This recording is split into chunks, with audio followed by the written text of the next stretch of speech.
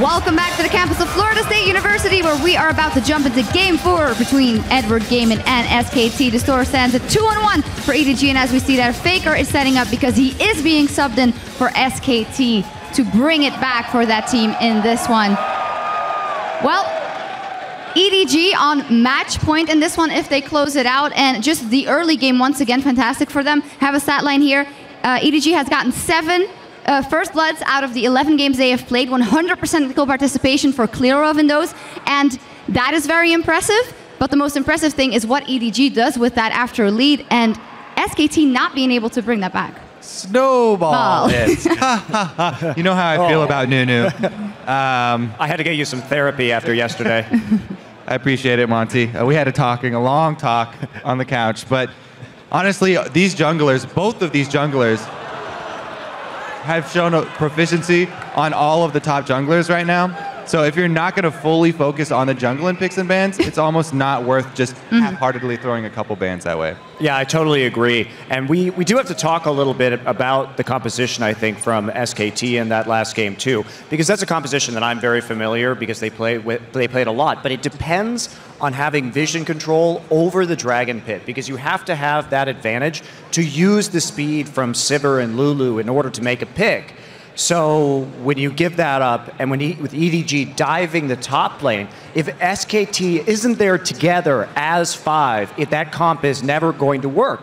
And I think that the Faker sub-in is probably a result of that, because they need something else. They needed a skirmisher or something to make plays in the mid lane, and Faker will provide that. Yeah, trying to run a comp based on vision against Nunu is extremely difficult. That early sight zone rush, very easy for him. The other thing is that EDG, they keep finding success with these 2 very late game, very high DPS carries that they're running with the simple front line that Crumbs keeps bringing up too. So you have to break up one of those 2 parts of the comp.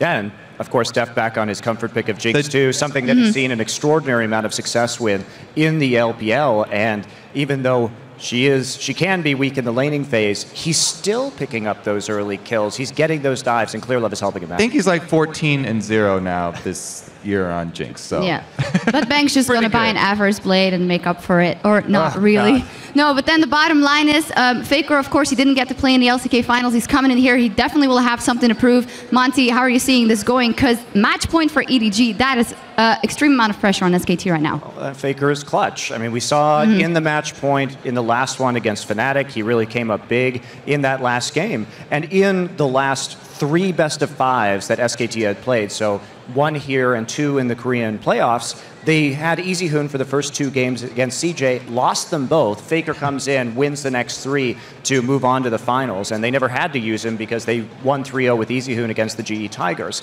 So he's the guy they really look to. So there's a lot of pressure on his shoulders, but is there a more experienced player in the world who's been in these situations, do or die? SK Telecom has a habit of going behind in series and making these comebacks. Very good point. Your keyword there is clutch. And we were talking a little bit about the Ezreal possibility as well. You know, this long-range champion, they bring in Faker, he's going to make the half-court shot for them to possibly take out and go to Game 5. And it helps with those dives as well, because we've seen him use that True Shot Barrage to turn around dives in the past.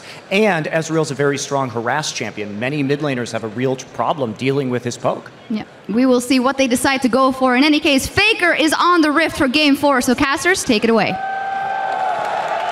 Thank you very much, Ifya, Kobe, and Monte Cristo. What a game Game 4 is going to be. The sub has been played, Jat. You were wondering if that was one of the final cards that SKT would play. And kind of with Faker now, they don't have the option to pinch themselves into a composition like that because it's not what he plays. Well, they kind of had to change something because Game 3 went so poorly. Right. And Faker does bring that new dimension, whether it's opening up the LeBlanc ban, a more assassination playstyle, but he still has the option to play all of the champions EasyHoon was bringing. So this is mainly a flexibility substitution, as well as having Faker with the experience and the just X factor of bringing in Faker. That's the big deal. You change something up here. They're still going to ban LeBlanc though, so they don't want to risk. I don't know if they're afraid of a first pick from EDG. That is weird. But I'm really looking at the pick and ban phase because I feel like EDG has gotten like every single pick they wanted in the last few games. The Annie, the Maokai as well to shut down this I'm not going to call it one-dimensional comp from SK Telecom, but these AD carry build-up compositions that you could just shut down with a big tank like Maokai. So we're going to have to see what they change in the pick and ban phase. Whoa.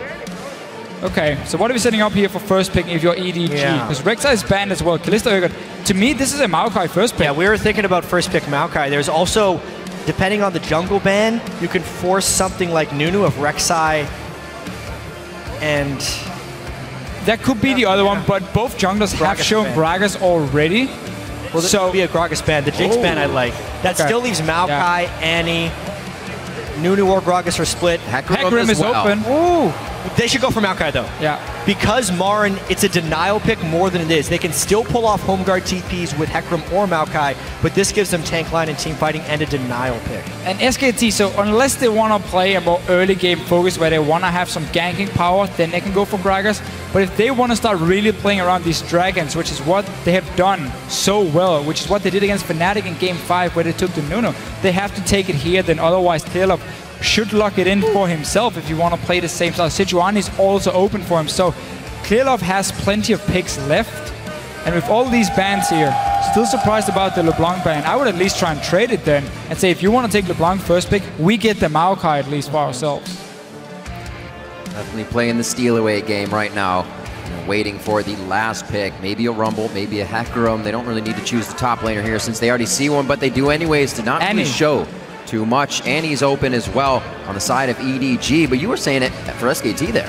Yes, I would like SKT to pick it. We've seen Wolf play it. He's good on engaged supports like Annie. Oh, there you're giving power again, picks. Why you're not? Giving EDG everything. Yep. Everything they wanted from before. They have close to the same setup with they lock in a Nunu, and then we'll have to choose a different AD carry because Jinx is banned away. But problem for Gnar as well is if you put him in situations where you can force team fights, then you play around his Mega Gnar, and when he's sitting in mini Gnar dancing around a Dragon in his lane, then you have that Annie hard engage coming in to force the fight when he's not ready. SKT has to decide the direction of their composition in these next picks. Alistar would be great to try and push back all the initiation from EDG, but it's still so much of what EDG really wants in this one. Would they? Okay. This is a matchup. It's a matchup pick. They've already locked in an early Azir. It's not a for sure matchup when later on in the game a Kassadin can crush an Azir. Yeah. It's one of Pawn's favorite champions. Faker Kassadin. Basically pre-level 6, it is locked in. Okay, we're taking chances now. Woo.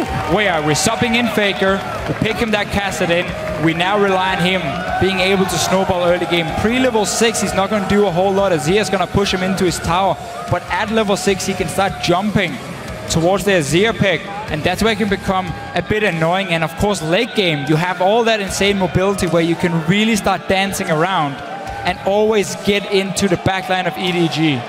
If they take this one, it's going to be a Camp Faker.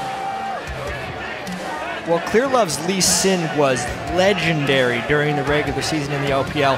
A lot of people were saying Edward Gaming got hurt by the Cinderhulk patch because he couldn't play Lee Sin anymore, and Pawn was having less success on his assassins. And it's been in this tournament as well that Clearlove has shown more strength on the tank junglers and Pawn more strength on the consistent damage dealers.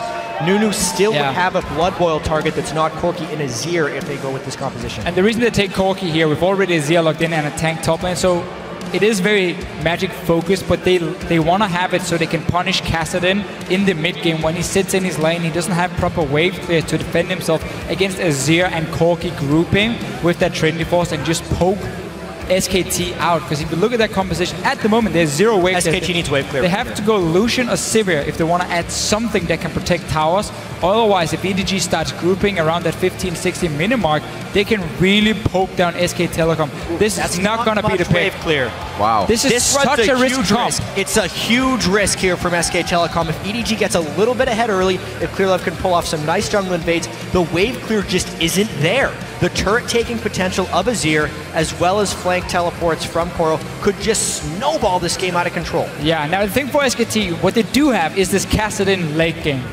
Corki is going to fall off. It's very magic heavy for EDG, so it's easy for SK Telecom to itemize against it, except for the fact that Kassadin normally doesn't go for Athenes before like third item, so it comes very late.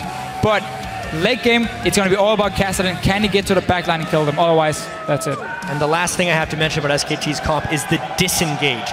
Every single person on that team has a way out of a team fight, and that's something that could be crucial because EDG has been nothing but killing. But that's a problem when you're against someone who's going to outpoke you completely. You're not looking to run away. You're looking to stop them from hitting you in the face from long range and kill them instantly. Well, here we go, gentlemen. EDG has pushed the mid-season Invitational Finals to game point against SKT. We are about to get on the Rift. Everybody here in the Donald L. Tucker Civic Center is ready for this game to happen. A lot of people thought it would be 3 in favor of SKT with the strength they came into this tournament with. A lot of people wanted 5, and SKT now have that chance with picks locked in. Head over to Twitter and use the hashtag EDGWin or the hashtag SKTWin and get your votes out onto social media. We saw that vote getting a lot closer as EDG is on a tear right now. 2-game streak, looking for 3 in a row to take down SKT. So for SK Telecom here, they need fantastic laning phase to make sure EDG cannot group up early and start pushing down these towers here. Ezreal and Alistar is one of the most boring lanes in the game to play because all you do is sit back and you just farm. You have a heal on the Alistar, you have the long range poke from the Ezreal. You don't really look to do a whole lot before you hit level 6, and there you can start looking for all-ins. Slow play again in the early game. Definitely much more measured here as EDG comes in. Once they find the lanes they want, then again, they go kind of crazy. Well, it was such an interesting start in the last game because they went for these defensive openings with defensive line wards, and then around 1 minute 15 seconds, the AD carrying support recalled back to do a delayed lane swap. But the thing with EDG is they're so strong in the lanes as well. It's been such a tremendously entertaining series to this point, and this time SKT, as we've said, have taken that giant risk that needs a lane phase victory. We really have to put most attention into the jungle pathing of Bengi and Clearlove here, and where do they try and get their first gank off? Because if Bengi doesn't get something going early and Clearlove gets up to his sightstone quickly and starts controlling the map with wards, SKT is going to be in a lot of trouble.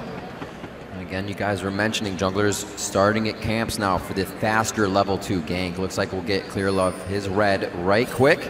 The top side will be pretty focused on the Krug, so different start for the junglers here as we get game 4 underway. So once again, no deep wards coming in. EDG here wants to spot the lane swap. They see Bang. He's trying to group up the minions in the top lane now and get a freeze going for himself. They should just go straight to the enemy blue buff, at least warded here from Mako, so you have vision on where SKT decided to start with their own jungle. So both junglers starting on the strong side with the AD carries, and then now looking simply to trade blue buffs with each other.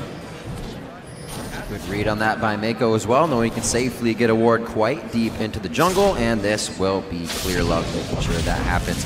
Going to happen on the top side as well, mirrored here for SKT. That means it's going to leave Faker and Pawn to their own divide here in the mid lane for a while. The big thing that happens when you split sides of the map right here is mid lane can become a very dangerous battlefield depending on whether or not the top laners abandon ship, which both of them are in jungling. It's the mid laner who ends up getting the brunt of this aggro. That could be one of the reasons for SKT freezing the top wave here. They want to make sure Bengi can go mid lane, doesn't have to sit and potentially dive if someone like Koro shows up in the lane, and therefore try and get a few early kills on early advantage for this Kassadin, who is going to be pushed down.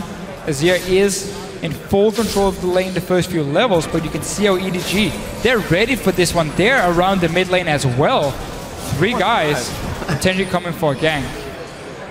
They want to start this one off right. Easily could have lost somebody there, but they figured they had the pressure, and they're going to still start being aggressive. They have to go bottom lane now because they didn't get a freeze due to them pulling for the Nunes. So by them moving down to Tribush, what they want to do now is make sure SKT can't make it to tower, at least while the minions are still alive. And they basically do it because by them backing away, most of the minion wave is already gone. They probably feel happy enough saying, okay, TP came down late because he couldn't see where we were. If we can sneak a dragon now in time, it's not the easiest dragon. They are very low level, and there's not like SKT doesn't have the people here. They have the speed shrine, but there are a few people in SKT that dragon resetting! Stopped at 1600. Smite is not up for Bengies. He comes in here. This might be the fight focus for SKT. He flashes off the wall. Deft, his level 3, flashes for the vision as well. First blood for Deft on his Corki. Barn hits Nard. Hops out of that one, and EDG again pick up first blood. It was a nice thought, but at the end of the day, SKT had their AD carry top side. They did the lane swap and then still tried to contest the early dragon. That's usually the sacrifice you must make in order to do that lane swap. It ends up giving Deft the double buffs, and Bengi's crucial early game start means he's lost his double buff already. Flashing, gets out nicely on that one. No rotation really going to be able to come from Pawn here. He was going to back. There he is. Got a flash. He figures it out. They only have a bit of mana onto him. There's the soldier attack. Does Pawn pick one up this quick? Wolf is there for the protection. So, while we have all this action on the bottom lane, Bang is still sitting with the wave frozen up there, but he's on his own, and that's what Koro realizes. So he's teleporting in to try and get some farm and push the wave out. But look at Bengi here, he's already on top side. This is very risky for Koro because he's very far up the lane, and he just used Flash. This should be a kill for SK Telecom. Yeah, Koro's not going to be able to do too much about this one. Level 4 and a level 3 just feeding off the tree, and that's going to be level 5 for Bang here as he gets a nice lane. You cannot make that play if you're the top laner because the wave is frozen so far up the lane and you have 0 wards on this side of the map, so you don't know where the enemy jungler can be. Koro, very greedy for some farm. Could have walked all the way up because the wave was stuck there anyway near the tower. Koro is one of the greediest players. It's rarely punished, but right there you can again see it. This is the farthest Koro has been behind in a game. No kills or assists, as well as denied farm, and still just level 3. It's going to be kind of difficult for the Maokai to pick up farm in this matchup, which could prove fairly critical as they look to take turrets. Luckily for him, Marin didn't manage to get anything himself because he walked bottom lane, got a few minutes, and then he had to try and stop this dragon here, so he didn't really get to sit and pick up a whole lot. Only got boots, so for now it is even. Marin can, however, itemize Hexstringer, upgrade his boots for some more magic resist very early on and become super hard to deal with for the Maokai and even for the Azir if we do see a roam coming up. Nice little hit to keep Deft in lane for a little bit longer. Faker returns after being pressured, still is up in CS and chooses a blasting wand for his first item.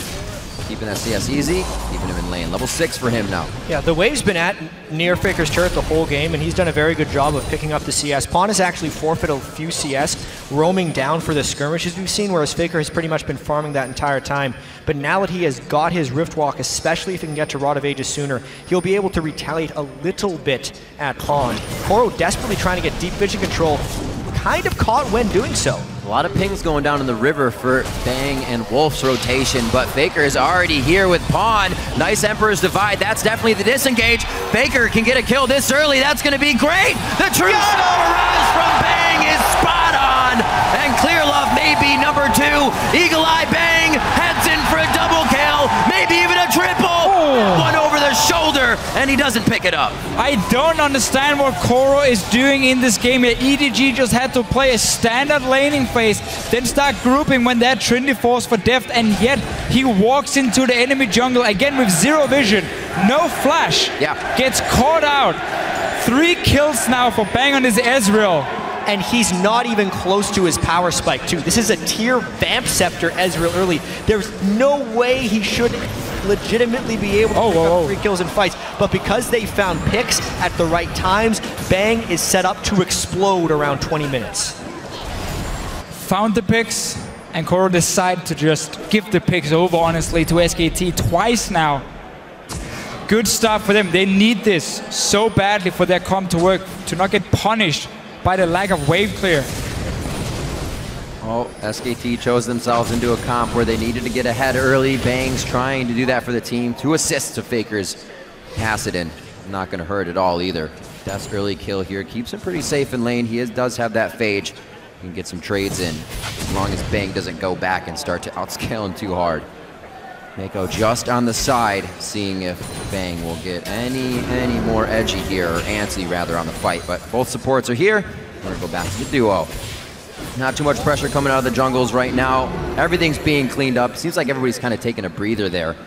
SKT only has about a 700 gold lead right now. but it's so important that they have that 700 gold lead because it limits the amount that EDG can push and poke them as long as SKT has threat while they're outside their turrets, as well as Bang with that early tier and the 3 kills to soon turn into some combat stats. He's not getting mercilessly pushed in by the Corki Annie lane. Also because of all the roaming, Mako is only level 3, which means he can't provide that much threat in a 2v2 now that they're actually in standard lanes. SKT have been able to also set up a few of their classic pink wards around. You saw one with Faker moving to this blue buff, meaning he can move around fairly safely. And if SKT or EDG starts a fight down towards his bottom lane, they should expect the Kassadin to come down for him, unless of course the Zia is still sitting there pushing. But now both mid laners have roaming potential. Typically though, the Zia want to try and push the tower instead and just put as much damage on it as possible. Chip it away slowly, make it easy for the AD carry to come in later. Whoa, Deft realizes the mana pool of Bang. Goes in hard, oh, gets the flash for the summoner heal, but Deft also has to use his. This means Wolf's coming in. You already have Bangi just by Dragon. He body slams over the wall. The teleport by Koro is actually canceled for pressure, but he probably wishes he came down now because Bangi's on site. Wolf's gonna be able to get the pulverize on the Mako. The headbutt back first to make sure they solidify the kill here, and I think they're gonna go ahead and give it over to Bangi with the little body slam. EDG, for some reason, feel like they have to make plays in the early game. Deft flashing in after Bang just popped his heals. The rocket didn't even hit him. SK Telecom quickly to respond here. Gets the kill, starts a dragon because Nuno was on the top side. They're getting everything they want in this early game. Well, that percentage of first dragon goes up now for SKT. They have turned it on in game 4 when it matters. Faker has not been doing too much other than holding down mid and making sure Pawn isn't getting too much of anywhere, which I guess is a lot considering Pawn was going off by this time before. Yeah, and there's 2,300 gold on Bang, so he's still powering up. Look at Marin! Marin sweeps Koro right under the rug as they try to do-si-do in the top lane. Marin bouncing back in this one, but it's all because of the early game and the lane swapping Koro behind, and he's not playing as such. He's still posturing like he's this monstrous Maokai, but he clearly is not in this one. And SKT is taking this early game by storm. I don't know if it's Faker being subbing in or anything, but this is a completely different game suddenly. Absolutely. EDG just Faker has sat at his turret for the majority of but I just don't know what it is. I mean, obviously it's not about Faker's performance at the moment because all he's doing on a Kassadin, funny enough, is sitting and farming. There's not really anything else for him to do at this point. But he is keeping Pawn farming as well. Pawn would have been roaming, getting a few kills by now. They also focused their first kills onto Faker, double turret dive, and didn't get anything, whereas EDG would have already been a few kills up the past games. And this whole setup, if it continues like this, means that Faker, give him about 15-20 minutes, is going to start going completely crazy in team fights. And it becomes tough for EDG suddenly to win it when you have also this Corki who's going to fall off in terms of the damage, and the focus will be on the Azir. Pawn's also gone for a more aggressive Morellonomicon build instead of an Athene's build against Kassadin, so he's very prone to being assassinated. Once Faker will get more and more points. I think that's also kind of why EDG is pressing a little bit, because in a world where SKT has the slight lead in team fights, it's a hard thing to judge because Faker might be able to just delete Pawn in team fights, in which case the late game carry potential for EDG would not exist. But you're running a comp still that needs at least one item completed. Corki pre-Trinity Force is not that strong. It's too early. You get that Trinity Force, that's where you hit a massive spike, and that's what you use. Before that point, you technically don't have to do anything, and that's simply the weird thing with the way EDG is playing Koro, randomly walking in. This guy has been so good in the last few games. Now he's already died 3 times.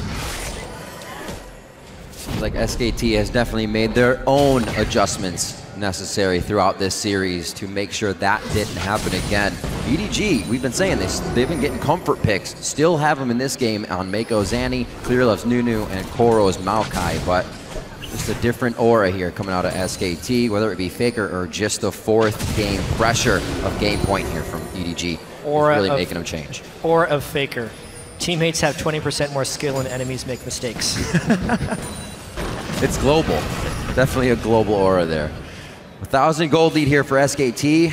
It's been growing slowly, but they are able to make inches into miles very fast if they get the room Looks like towards the bottom lane here for EDG. No pressure from SKT as they know it would be too dangerous.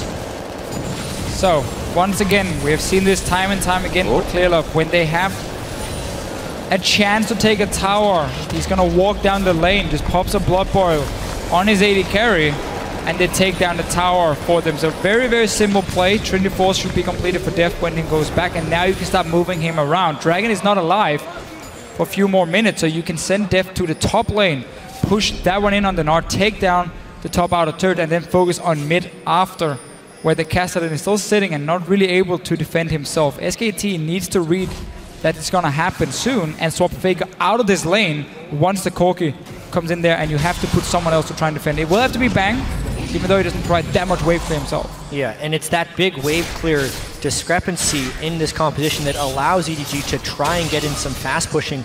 Once Deft goes back for that Trinity Force, they'll have pretty good power in their lanes when they group up, and they need to try and out-rotate. Even if they end up trading a few turrets, EDG should be able to come out ahead on these trades because of their ability to clear waves. Pawn already with the mid lane pushed up. The question is, Deft needs to run either top lane or mid lane and keep this up. Instead, he's going bottom lane to match. Rod of Ages now stacking up for Faker. He's got 2 on that. Manamune, 340 of 750 right now for Bang as he finishes that to get it built up a little bit quicker. The spike for SKT still a bit away here. They've been making the moves to make it 5-1 now. That score very reminiscent of what EDG would have by now. Step 1 is of course delaying your outer turrets going down. The first one about a minute ago. Deft hasn't moved out of his lane yet. He's still in there trying to push it back before he moves over. Dragon is obviously spawning as well. That's why he doesn't want to go top lane at the moment. Want to be around it. SKT got the first one. And we can just see Marin already. That's going to be a flash Alistair. Let's see. I don't know. Clearlove, somebody just pinged him out. Pawn should definitely know this is going to happen. Top lane fight's going down as well. Won't get a teleport out of these guys. Doesn't look like Marin has enough of that Narbar just yet, but he'll still get a few attacks as mid is still about to party here. Back and forth. It doesn't look like anybody's going to go for the full engage, though.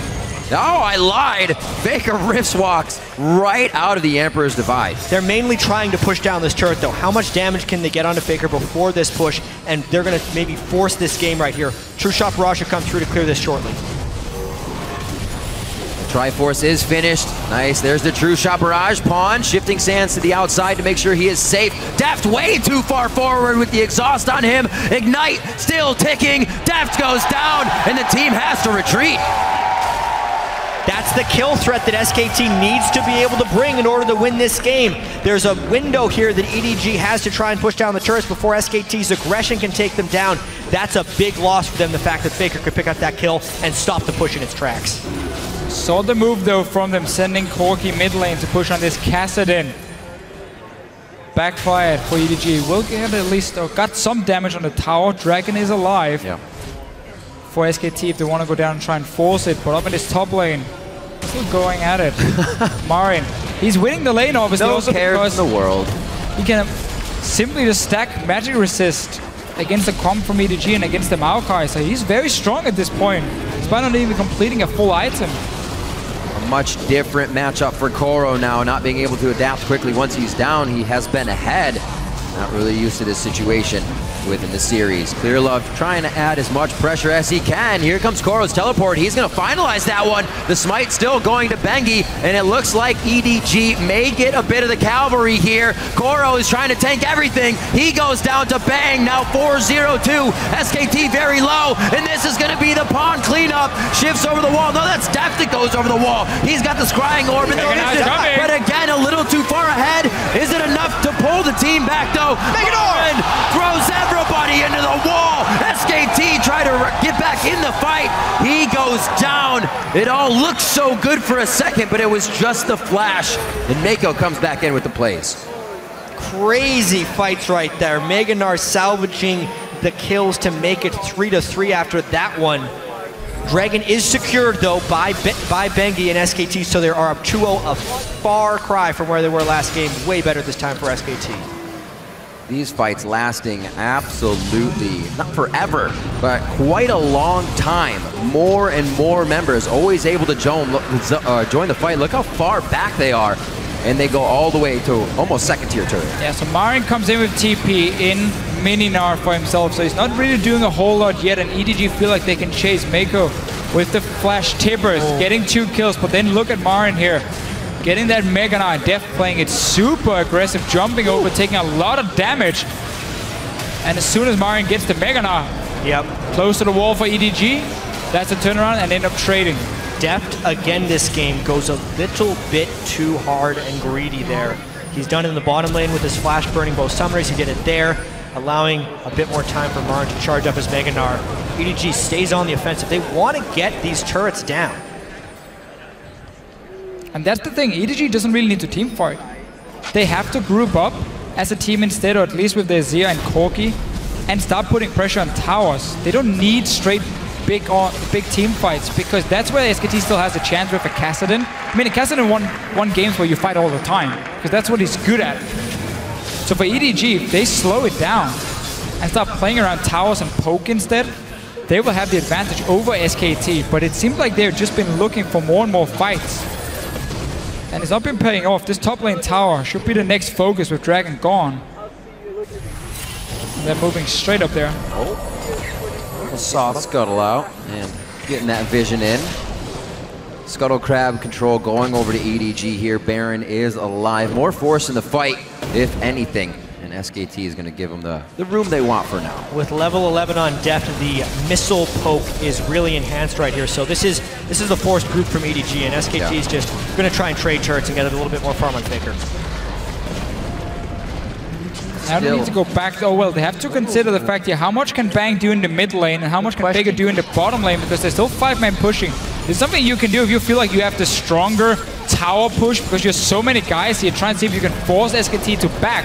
How many towers can they get? Bang is in the mid lane pushing in. Faker is far away from the bot lane tower though. They almost have to react to this. SKT is going to be able to defend much, much more. And I think it's going to be another one. Not a huge minion wave coming in for Faker. Can Marin stop some recalls here? Good damage on that turret to prep it for later. They're going to try and get 3 for 2. Depends how much Faker can get. It's already been a 2 for 2 he is going to trade. SKT had the minion waves prepped for when EDG went for that 2-man push. And that's a huge win there for SKT.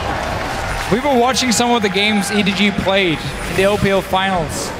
Whenever they stopped running these comps that had to just dive straight onto the enemy backline in these big team fights, they seem to struggle quite a bit. They're doing the same now here with so much poke. Koro taking a lot of damage down here.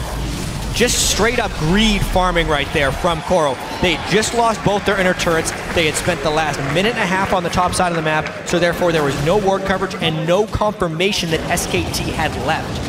He was just trying to pick up the farm. If he waits 10 seconds, it comes to his turret anyway and he gets it for free. But he goes out with his impatience and picks up his 5th death of the game. SKT now with all the time in the world to set up wards. They have 2 lanes pushed all the way to the base of EDG. Definitely a different game here. 1-0-6 for Faker. Bang has been flying off the handle this game. 5-1-2, and you cannot forget about Marin in the top lane. With a little bit of help, they have finally shut down Koro in this series, and it's hard to see EDG have an impact now as they cannot go in. It seems like the composition is working against them if they can't continuously dive. They've simply not been able to properly use the poke and the siege they do have. They don't prepare minion waves, they don't look at where SKT is positioned, and they take early fights where they don't have to. So EDG has not been playing the comp. SKT, full credit to them for taking advantage of it, getting all these kills here. And you have a very fit AD carry, and you have your Kassadin already hitting his 2 spike item now. That's the big one. I wonder if Faker is going to go Athene's next. He's not running any cooldown reduction, which you normally do in that build, because it's about stacking as many Rift Walks as possible, getting off as many as you can in the fight. Then you go out of mana, but because you have Athenes and so on, you get a lot of mana back on kills and assist, and you use that to kind of like get a reset. But because he's not running cooldown reduction, you might see him just go for a different kind of build. Slow pokes back and forth. EDG definitely keeping their distance. We're going to see Koro to the top lane. Teleport is available for both of those laners. See if that comes into play here. EDG is actually hoping SKT kind of engages. They don't want to step outside their boundaries right now. I also want to point out the importance of the Aegis rush that we've seen by Bengi right here. There's so much magic damage by EDG right here, especially with Corki as their main physical damage dealer, still doing about half magic damage. Aegis, soon to be Locket, the magic resist stacking on Marin. The efficiency of the itemization SKT can build in this game is making these fights much more difficult. Engaging on a Mega Gnar. Yeah, just about to gnar out the whole team. Side swiping from the bottom as well. He gets Pawn and Mako. Mako, can he deliver the Tibbers back into the fight?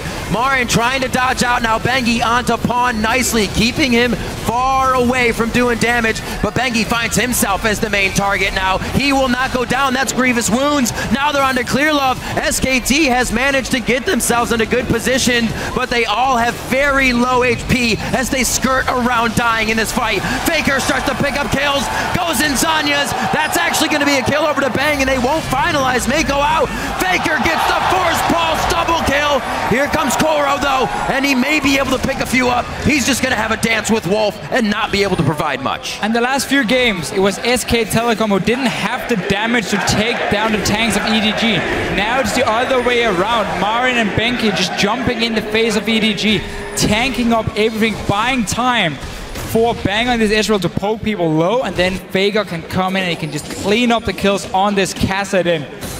Great team fight for SK Telecom. And they've managed to survive what would have been a weak early game. And we're now getting to that point where their comp really kicks in. Yeah, especially when they can get the Manamune transformed to a Muramana, which will happen in about 50 more stacks. It's not done yet, though. SKT was so low from that last fight that they had to recall, and EDG's trying to sneak it. They may be able to teleport to this one, though. We saw Koro use his, so it is going to be Marin that's able to make it in. The Narbar's halfway full. Dragon is going to go over to Clear Love. It's something they needed to get those stats in.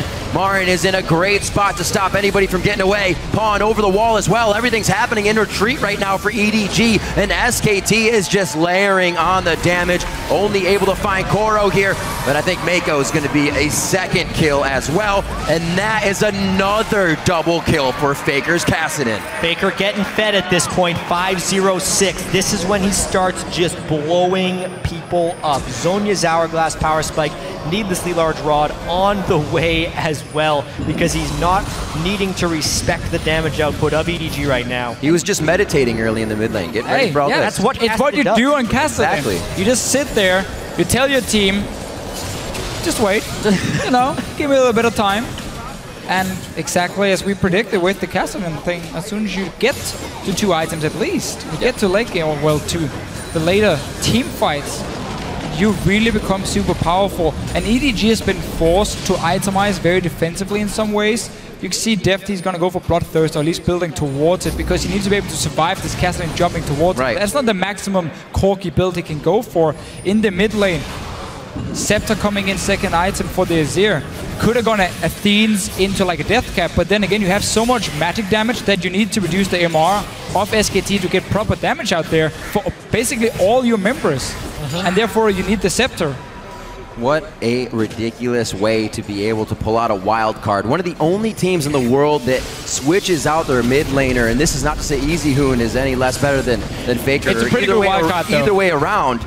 But just to do that, to make your strategy better for the situation. Not many teams can do that without having troubles, and these guys do it on the fly. Paying off here greatly in this game. The style of play with somebody carrying now from mid lane is what SKT needs. Let's see. The 5 as we see 28 minutes I should say, coming up on the clock. Clear Love trying to get some deep vision in, but still getting aggressed here. Can't do too much. In order for EDG to win a fight, Pawn needs to have some free time to allow his sorters to auto-attack with Blood Boil. That scaling is still ridiculous, even when there's a lot of magic resist on the other side. So if Mako can land a nice Tibbers on Bang or Faker, there's a QSS on Bang, so he can get out. It basically has to be Faker at this point and get a good chunk of damage out. That's the way EDG maybe wins a team fight. Outside of that, SKT has all the ways to keep re-engaging. And now with SKT being so far ahead, they don't need to necessarily go and try and take down a tower with the Kassadin. No, you play around the Baron now, so you have full control of that river, meaning EDG never gets into a situation where you can have your carry sit safely in the back, because you should have everything warded up, but you have so much mobility on the side, mainly due to this Kassadin, to always get the flank on EDG, especially once you start prepping with pink wards, and that's exactly what they're doing now. Setting up, just missing 1 ward out here, 2 of them being placed in different places for EDG where you don't normally have a pink spotting them. And that's what they're trying to rely on to get some information on where SKT is. seeing where the differences are in a bit of the lane CS. This game, Marin up about 15, but 3-1 and 5 is making him a monster in these fights. Numerous ultimates have set SKT up to clean these fights up. Mainly Faker and Bang in the early game really helped to stop EDG and stave off their early aggression. Carrying this through now to 30 minutes. Getting very tough for EDG to take any of these fights. They just have to watch. Yeah. Luckily, EDG could control that one dragon, but the Baron is what SKT gets to control now. They have such nice pick potential in this jungle. It is also potentially good for EDG if they can trap SKT in a corridor with an Emperor's Divide, but it's unlikely with the way SKT picks their battles for something like that to happen. It's a good hit on clear low. From SKT there, playing a little bit of their own poke game, if you will, before the fight starts, and just really giving themselves great. Still the ward outside. Still the ward right next to the small bush where SKT is sending 4 members, so they are spotted. Deft also decides to use his trinket. That's really clever. He scrying orbs them so they're less suspicious of the ward, because otherwise they would have games. Assumed and swept that area. There's also no upgraded sweepers yet on SKT, so in order for them to find that, they'd have to just sweep a really odd area or have a Raptor smite proc from Bengi. About time SKT upgrades their sweepers if they're looking to close this game out. EDG finally putting a little bit pressure back onto SKT. Last time we saw them with a kind of a big run was towards that top lane, and they lost a lot of their turrets. Now trying to put their foot down. They're going to gain back vision on this dragon. But like you said, Jap, they got to have some crazy clears. Actually, that ward already died. So they're good. They put a pink down. Yeah, so EDG using the fact that the minion wave pushing on the bottom side to have SKT go back and clear it out and give up this area here around the Baron. So at least you get to clear a few wards. You buy a little bit more time if you are EDG, but it's not really going to be a whole lot easier for you to fight because of how strong Kassadin will be in the late game. And Faker not going for their themes. Instead, straight to death cap for him. It's been a while since we've fought, so there's 10 Summoner spells up in this game right now. This dragon fight could be incredibly huge. It's no longer the Baron they're posturing over, but Scuttle Crab control for EDG. They're actually going to be the ones that try and force this with the teleport in from the backside. They can't find Marin. He's close to Meganar. Let's see this. Home guard comes in, wears off, so a little bit of that pressure is down. Koro throws down the ultimate.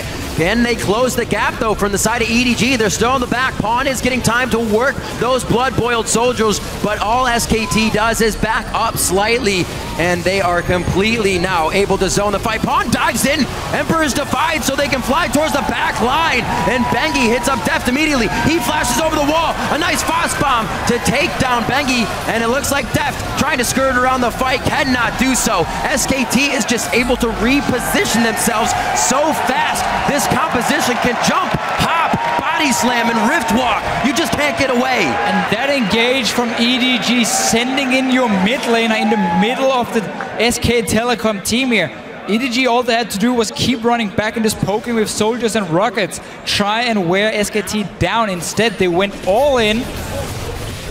And the worst thing is Pawn ate the exhaust as soon as he flew in as well, so the Emperor's Divide wasn't even able to burst. SKT, though, I have to credit them for their ability to disengage. That's the main strength of their composition, the in-out gameplay in team fights. Alistar can headbutt anybody back. Kassadin and Ezreal cannot be stuck on, so when they do find that window to fight, when Pawn finally gets impatient and tries to go all the way in, SKT completely wrecks them. 32-minute Baron going over to SKT here, 20-6. Like I said, this score is just looking like something EDG would put up as SKT starts to turn it on. Yeah, because Koro actually ends up taking more poke than the rest of SKT does right now. In order for Ezreal to poke and Faker having the flank over the side, as far as the poke battle goes, SKT was winning this. So Pawn decides he's going to try and make a play, but it's just not on the same page as the rest of his team. He can't even flash over his Emperor's Divide afterwards. Yeah. So he's really trapped in the middle of the fight. And at this point, it's a one fight for SKT. They had such a good setup, EDG, with the soldiers blocking the river, making sure that SKT couldn't really move further. It's only been the tanks that was being poked down. It was 2 versus 1, basically. Only the Ezreal really poking from SK Telecom at this stage of the game. And we just have to say, these team fights, every single one has been in favor of SK Telecom. Faker, 6 kills on the Kassadin, 8 kills for Bang on the Ezreal. It's the right people getting all the kills. for SK Telecom. Yep, and those fights are going to be even harder now. Jat, you said 10 summoners were up, and most of those summoners are down now for EDG, with still SKT the ability to hop and jump, like you said, kite the fight or fight it if they want to. 35 minutes on the clock. SKT now starts to bear down on the last second-tier turret in the top lane. Looks like we're going to have Marin pushing the bottom as well, with Faker coming from the mid. There's still no Void Staff on your AP carry if you're EDG at this point. He has no Last Whisper for your AD carry either, even though that's not even going to be the main item you need because you have already fallen so far off as a Corki. But the fact that your penetration items are so delayed by you trying to buy some more defensive-minded items is a big, big problem. If you look at all the tanky stats for SK Telecom already built up, there's just so little damage for EDG at the moment. Deft is shooting a brick wall when he hits Marin right now. I'd say another big story in this game is the fact that Koro hasn't been able to force initiations. He's so good and such a critical player in EDG's success. He has fallen behind from minute one, and every attempt he's made to come back to the game has only put him farther behind. Great split push here from SKT, since EDG, even when they initiate, doesn't have the damage to immediately burst someone, so SKT can support from any front, and now they're chipping away these turrets. This isn't the game we're seeing the Talisman of Ascension on Mako and the Righteous Glory on Koro. He's going more defensive for himself, Mako, this time, because of how far ahead SKT is. We've already seen a turret go down with Marin in the face of Koro, so he's not going to be able to stop much in the bottom, and SKT is just whittling away at the turrets as they wait for more minion waves. Now to the mid. This one's already prepped and ready to fall. They are onto the inhibitor turrets. Like I said, Marin's going to drop one in the top by himself, and it almost calls the whole team over to see if they can take him out. You almost have to fight as EDG. It's just you can't get your mitts on this slippery SKT team, so they pulled so far ahead right here. The instant EDG commits, SKT can jump on the exposed backliners. I love the way SKT is playing patiently here. There's a body slam in, getting Clear Love out of the fight so they cannot be zoned with that absolute zero, and it doesn't look like they're going to be able to use many of their ultimates at all. Mako gets out of this one. He still has Timbers up. Using that stun accordingly is going to be big, but all he gets is a Polaroid of himself going down when he flashes that one. 22-6 is the score for SKT as they start to close the door on Game 4. We are going to go to a full 5 here in the finals of the midseason Invitational. SKT dropping the last Nexus turret. Minimum when minion waves on the way in. It's not going to matter. They're going to pull it off. We're going to Game 5. And that was such a weird early game for EDG. Walking randomly into the jungle of SK Telecom, being caught out, picking fights, flashing forward, instead of taking the same sort of engagements they did in Game 2 and Game 3, where they seem to be in control, knowing when to use certain power spikes here. They gave so many kills over to SK Telecom, and they just took everything and used it to completely take over the game. Yeah, they had many of the same picks from the previous matchup as well. But on SKT's side, they changed a lot, which I think changed the complexion of the moves that EDG was trying to pull off. We know that they're a team that overreaches at times, and they were definitely overreaching. Remember, they started that last Game 3 up 6 kills to 0, and they were probably trying to re-emphasize something like that because it didn't work, and SKT made the adjustment. With Faker, we're going to Game 5. We are going to Game 5, and we are going farther than that. For more on that series tying win, let's throw it over to the analyst desk. Thank you, gentlemen. It's good to know we are beyond Game 5 here on the analyst desk. But breaking this one down here, equalizing at 2-2, Faker comes in, they put him on that Kassadin. There's a lot invested into getting him to the late game. Yeah, and that's pretty romantic, because if we look back at how EDG got here, it was the exact same way. So Faker subbing in, playing the Kassadin. What a power pick to come through as well. Did absolutely fine in lane, then completely took the game over. There's a reason he's transcended even being the best player in the world at the moment. The guy's a god. He's just so good. Yeah, I totally agree. And when you see him Kassadin zoning the backline, it was really impressive to see, because Deft and Faker had this little dance-off where he's going to the right side and Deft is like, I have to stay away from this guy because he just deals so much damage. And the way he zones them into a bundle so that Pawn was forced, for example, at one team fight to go in, I think that's really impressive to see. I think this was an unprecedented game for EDG. Koro 0-7-3. He was making moves in the early game that we had no idea what he was doing. He's been so solid for them every single game, even their initial loss against SKT. And this one game was very questionable for him. They rely on him to make the engages, to lock people down. And Maokai is a good pick against Kassadin, but he just lost his composure, I suppose. Yeah, living and dying by the sword. We've been complimenting their outright aggression the whole time. They just go a little bit too aggressive, and props to SKT. They make them pay for it. Well, and that's the thing I want to go into next is this back and forth between who's going to play whose game. And in this game, it seems like SKT was able to dictate the pace. They got that game length that they were looking for. I feel like there was such a great game by SKT, knowing how to trade off objectives, where EDG was kind of sloppy. We saw in the mid game, or mid to late game, where they went for a tower exchange from top lane for 4 towers in the mid lane, given one of them was an Azir tower. And that just catapulted them, SKT, wide ahead, because before Kassadin was kind of equal, a little bit ahead, because he had, I think, 3 or 4, a ridiculous scoreline already, and just catapulted them so far ahead that team fighting was almost impossible against them. I think a problem with the game started at the draft. When EDG drafted the Corki, it's a super magic damage composition. They don't have a late game to deal with 3 tanks, Alistar, Gnar, and the Gragas, especially Kassadin, who has its shield against magic resist. I feel like that put them in a position where they were thinking to themselves, we need to accelerate this game fast or we are going to get outscaled and lose this game. And they pushed it a little bit too far. Just, you don't need to be that aggressive. Keep a little bit of composure. Be more calculated with the decisions regardless of your draft. Crumbs, I want to toss us into our replay 24 minutes in to the mid lane. And I think the important thing to note here is that all summoners were available aside from Nunu's Flash and Kassadin's Ignite. So this was a fight that really showed us how these two team comps stacked up, you know, toe-to-toe. We're going to pull that up right now. Crumbs, take it away. In this replay right now, Kassadin also has his Hourglass completed, and all 5 members of EDG are in the mid lane, and SKT's coming in for the flank.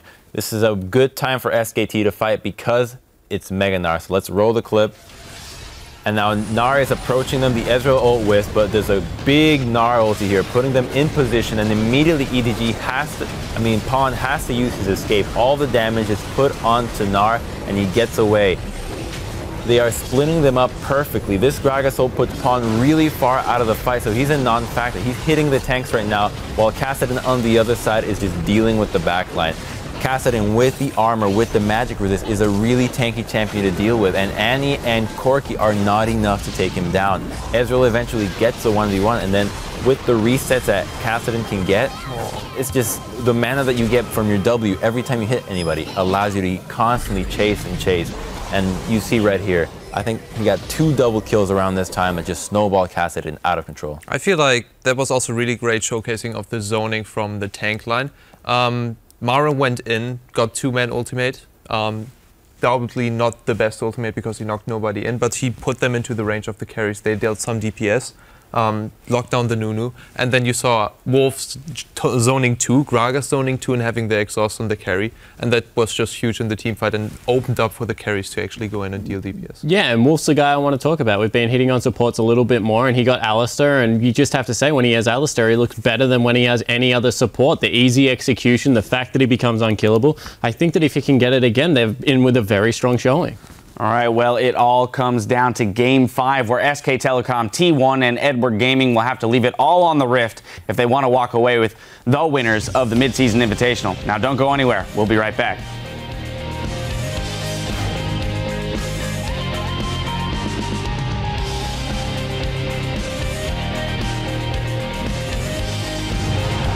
EDG is on a tear right now, looking for 3 in a row. And Clear Love may be number 2.